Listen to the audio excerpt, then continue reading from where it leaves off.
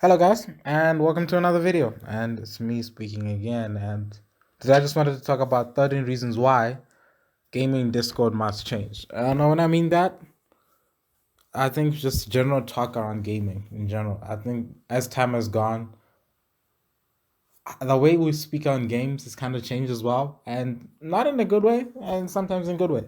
So we just hop straight into it. Number one, the ones reporting. Now, I don't know what you think of gaming journalism, but like if you are like the most, most gamers, not the casuals, but most gamers, kind of see that game journalism kind of went down the drain, like as the 2010s were starting, it kind of just went down the drain. It just became not about the games anymore. It became about so much other stuff, which also leads into my second point, which kind of links them together to what is being reported. Like most of the times when you hear about people reporting on a game from the big article companies, right? It's no longer about the game itself. It's about issues being attached to it, like political issues. Like gaming has become politicized in a sense, and I kind of hate that. It's a bad mentality we've just kind of gotten as gamers now. We just let this shit happen because when you see like a journalist from a big like IGN production or something complain about a game, they usually say, no, it doesn't have many mechanics, game loop systems, no. They're like, oh, I don't see enough representation in the characters. Then I'm like, I get what you mean, but that's not what you were supposed to be reporting on. And no, I won't rant too much about it, but that's kind of one of the things. Number three, gamer outrage. Now, it's not just the gaming journalists who are in the wrong here. I think gamers themselves, as people, gamers kind of tend to spoil the mood a bit much. And it's this certain level of toxicity among us, which kind of ruins things for everybody. And I hate that it's still there after all these years, but what can you expect, honestly? It's just how people are. The gamer outrage is also linked to my next topic, which is gamer expectations. Gamer expectations are usually overhyped, to say the least, like so bad, so much, and it's and then when they get mad about it, that something doesn't pan out, or they get mad about simple features. Like I get that people want to do stuff, but this also links up to my point 5 and 6: developer outrage and developer expectations. Everybody and their moms wants to be an armchair developer when a game does badly, and I've seen this, and it's kind of annoying. It's like when we report on Cyberpunk, for example. Cyberpunk sold like incredibly well, like millions of copies, like 10 million and still rising. And then there was a lot of discord around people just complaining, saying, "Oh, I want my refund, I want my refund." And then CD Projekt Red, I don't know if this was on purpose or otherwise, or maybe this is the share report. They released the number of refunds that were requested, right? And then the number was so fucking small, so fucking small. Like I get it. PlayStation ended up saying, yeah, you can kind of refund if you want to get a refund, you can go back around and get from CD Projekt Red, and they're doing that. But when the number of actual refunds came out, and then you saw that a lot of people were talking shit but weren't giving back the game, or it's just a really vocal minority. And developers, they kind of developers same with CD Projekt with Cyberpunk, right? Developers like selling you a dream when they should be selling Avon sometimes because that's some bullshit.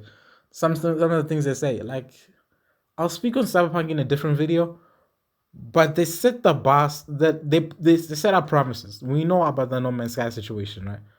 And how everyone that kind of just turned everyone off gaming for a while. The developer expectations, they have to kind of keep their expectations in check. So do gamers, because we get carried on by this wave, and it always ends badly when a game is overhyped. Like, as far as I can think about it, I don't think any game is lived up to the hype. Mass Effect 3 failed. Cyberpunk, it did well. And it's iffy. It's iffy. That's the thing. It's just iffy. And I'll just skip to number 7, right? An outsider's outlook. Now, remember when I talked about the gamer's toxicity, right? It's very, very hard for, like, I spoke to some people who don't play games, right? And I was talking to them, and then they kind of just spoke about that toxicity around it. Like they maybe tried the games, and then I don't know.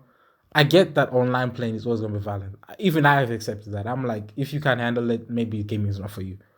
or you just need to play single player games. But because of the way I think people should become more educated, basically. And I get that, and outside of Outlook, right? Because they see, oh my god, this game is rated poorly, and they don't know about, again, gamer rage. Like a lot of gamers, like a company would do something they don't like, maybe change up like a skin or something. They're immediately bombarded on rating boards and stuff like that. It makes it an unreliable system. It defeats the whole purpose. Like I get that people want to let out their rage in different ways, but it kind of defeats the whole purpose of the reason why we have the systems in place. Like there's games where I go and then I'm like, oh my god, this game is a bad score. Did something else happen? Is it a bad game? And then you just end up checking, and then you find out, like, I don't know, the CEO used to work there or some shit, did some shit in the time. But then it's like, you're affecting the outcome, right? Like, I get it. But then I think people are sometimes often detached from the art that they make.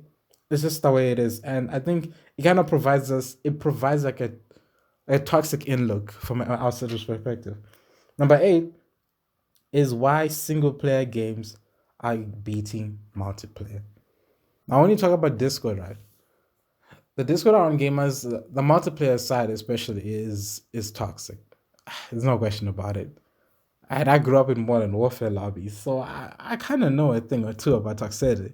And I think that's what a reason why a lot of people, and you kind of see like single player games make like a big comeback. Like because I think everyone's just kind of getting fed up of everybody else, and that's a good thing. I think that's a good thing because like we kind of all need to. So we were forced being lumped, like companies EA and all that. They were saying single player is dead and all that shit. So they were trying to jam us in, all of us, into just accepting that multiplayer is the future, and a lot of people don't like it because we're kind of getting a good outlook into each other, right? A good outlook. And number 9 is art is undoubtedly opinionated. And this is a statement I kind of stand by, which and it links up with my 10th point, the older generation versus the younger generation. When we talk about this, right?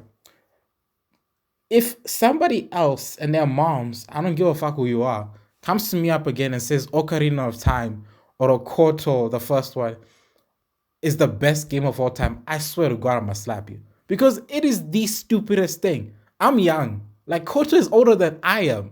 And that's some bullshit. And then you're like, oh, no, I enjoyed Fallen Order. I think that's the best Star Wars game. Because I'm sorry, I don't like seeing pixels. And then people will come and attack you with this. They're like, oh no, you don't Ocarina of Time. That's the proper Zelda game. You haven't played Zelda until you've played that. I think maybe people, especially that's why I bring up this older generation of gamers versus younger generation. Younger generation, we appreciate. We grew up with a better standard. That's the simple fact, right? We grew up with a better standard. So then when we try to play back, because people ask, they're like, right? They're like, go play this, or some type of initiation type thing. I don't get it, and it's fucking annoying. It's part of the reason that I don't like older gamers because motherfuckers telling me that Ocarina of Time is the best game ever, and then I played it. I legit couldn't tolerate this game, and I left it so quickly, and I went to play Breath of the Wild because you might have grown up with Ocarina of Time, right? And that's amazing for you. Oh, good for you, good for you. But I grew up with Breath of the Wild, so my standards are higher. But then, when I say Breath of the Wild is better than your Ocarina of Time, right? Firstly, there is the technical aspect. Yeah, it doesn't look like a whole bunch of blocks, right? Yeah, that's easy enough to brush off. And then there's the artistic aspect, which we often ignore, right? And I think we, as the younger generation, we kind of appreciate the more technical aspects of games because we have games that look better. Like, I tried playing the first Mass Effect, I couldn't handle it.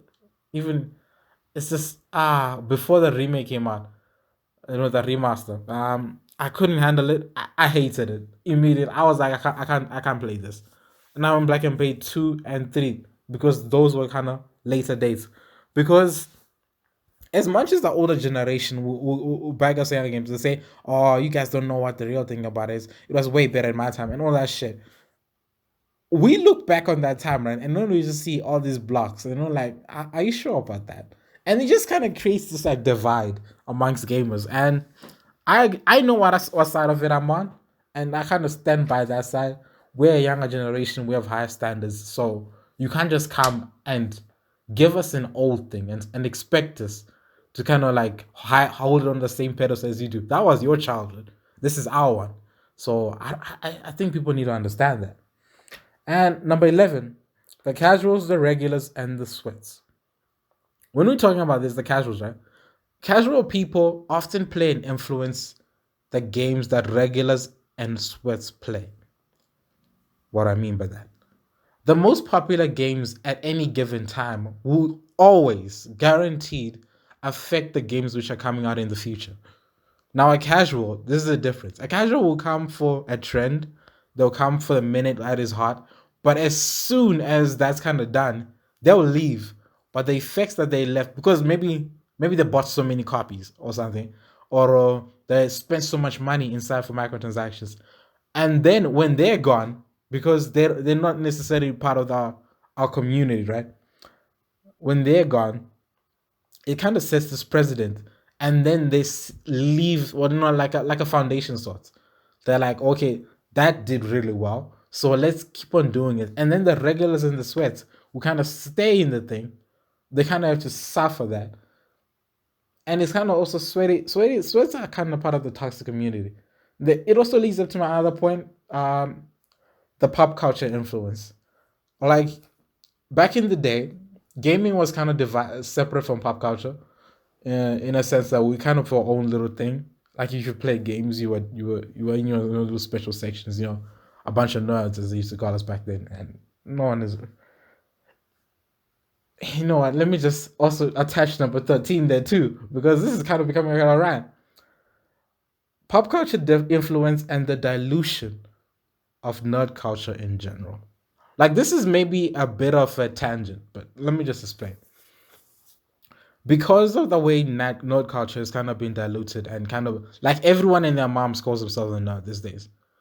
Like you be asking them, why do you call yourself a nerd? And then these motherfuckers will be telling you that they only watched about maybe they watched like a couple of Avengers movies and they're like, I'm a nerd. And I'm like, nah, fam. But then that's the thing. That's why most people who used to be called nerds no longer call themselves that. Or gamers. Being called a gamer, right? In specific context, you still want to be identified by that. But most gamers just say, okay, I play games. That's what I do. Because you see the connotations which kind of surround the things.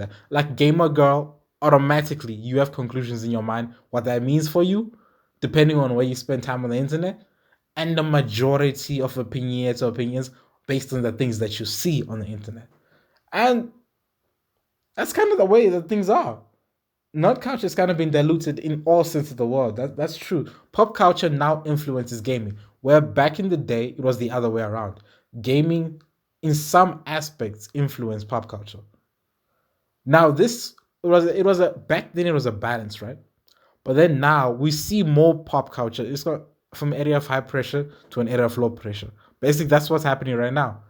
And you're seeing like a whole lot of things from pop culture getting absorbed into gaming, right?